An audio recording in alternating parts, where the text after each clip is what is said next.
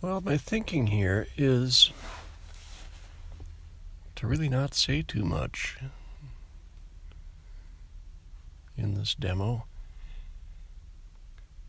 For people interested in painting tips, just watching, they'll pick up some things. And I'll make a few comments. But I'm not going to try to do a lesson here where I'm yammering the whole time.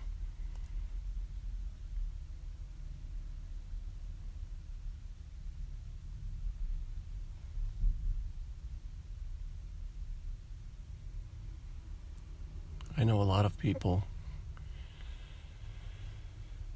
and I'm one of them, simply enjoy watching a painting or drawing get made. I can't get enough. Even, a little kid making a drawing, and you're watching this line, and you think, what's that going to turn into? And oh, it's an arm. Love that.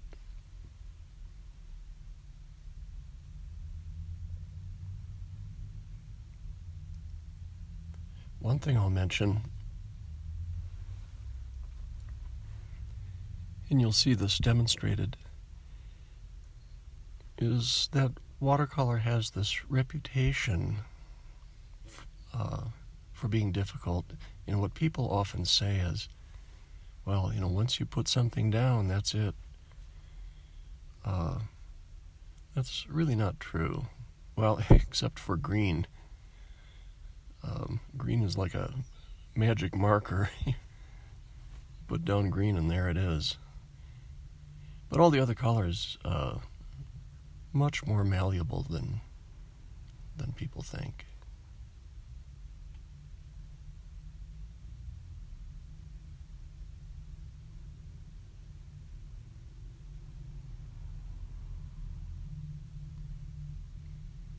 Interesting thing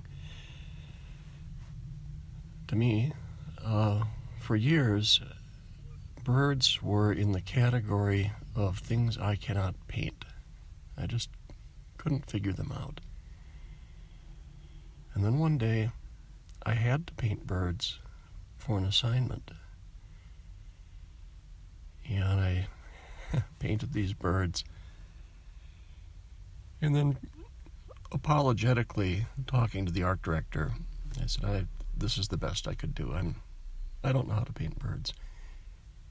And he looked at me with sincere shock and said, you paint birds beautifully. And the interesting thing is that at that moment, I believed I could. And ever after, I loved painting birds. All I needed was someone to tell me that I could do it, and I got over my fear of it.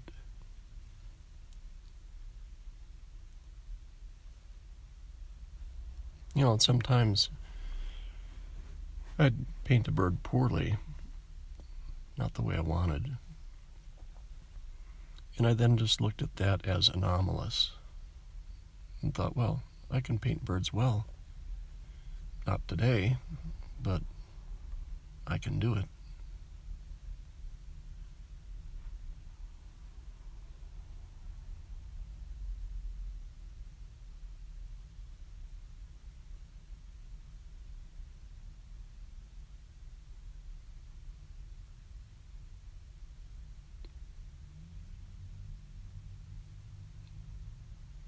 Now in this kind of shadow area,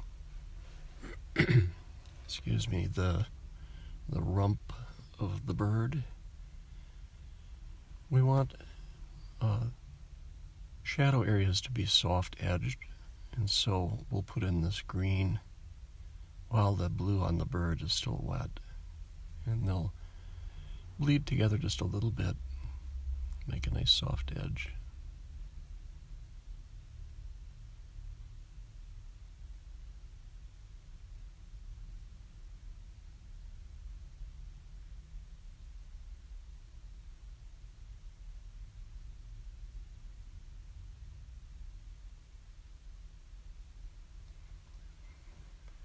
this area on this particular bird. In the field guide, they'd call this area white. Same with the eyebrow.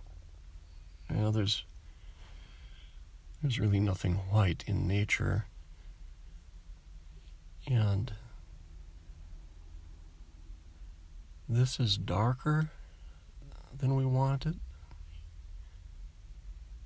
We'll let it dry and then lift some of that off to make it lighter, and it'll give it a softer effect.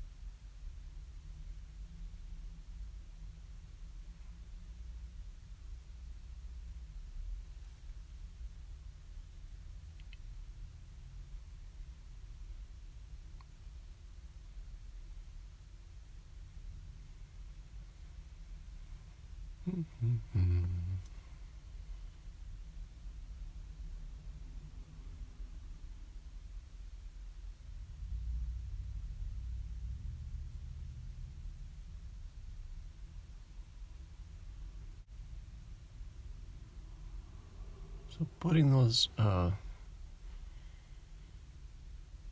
don't know how to describe it. It's like an ellipse, that curve shape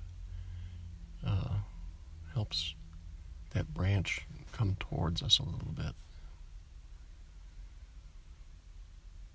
And now that's a brush that's been rinsed and blotted a little bit, so it's wet, but not much. And same here. And we can just kind of chisel off some color to lighten an area.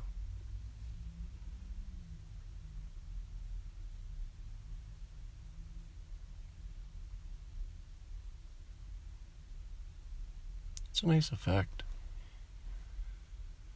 You can use this trick for anytime you have like a soft reflection. I'll show you in another video how you can use that trick to, like with backlit trees. It's very effective. And there too, that the underside of that tail is very, almost white on a real bird. And here's a chance for some drama. We can make the branch that the bird is standing on,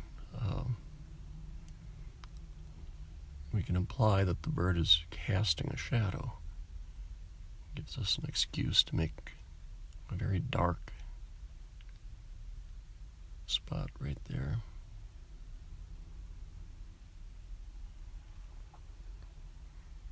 It's such a versatile brush.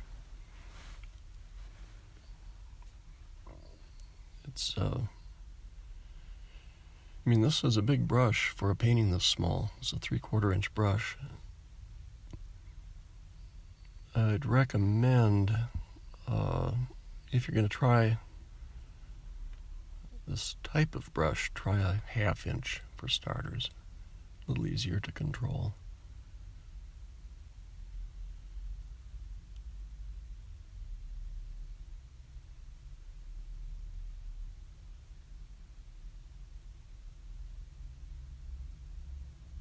It's kind of a cool trick with this eye. It looks clunky right now. But we'll put in a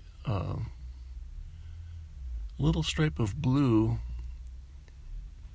that implies the reflection of the sky, and then a highlight that would be the sun.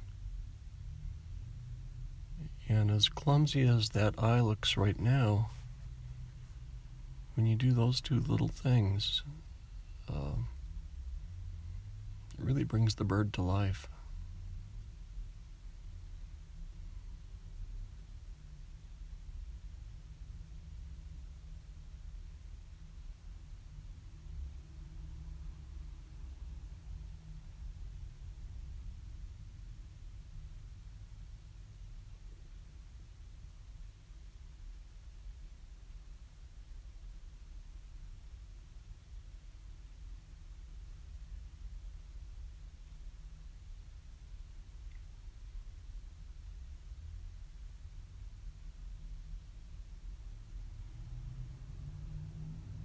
So now after that dries, we put the white dot on.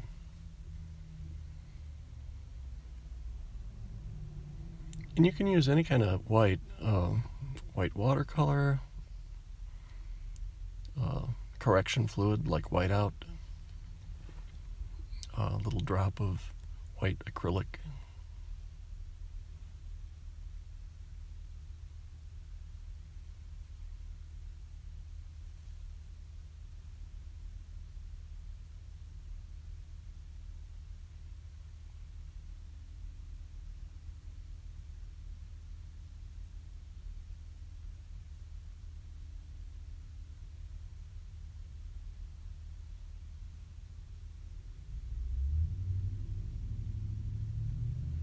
Well, so there's all the detail done. Now let's loosen up the page a little bit. Cover that face.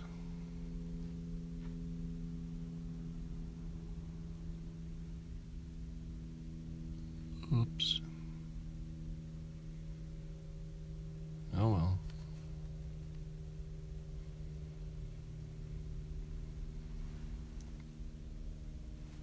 And so this is just blobs of color and shapes. And, it'd be tedious to try to paint lots of leaves. I mean, some people paint that way. That's their style, and it can be very effective. I don't knock it. It's just not me. Too impatient, I guess. I don't know.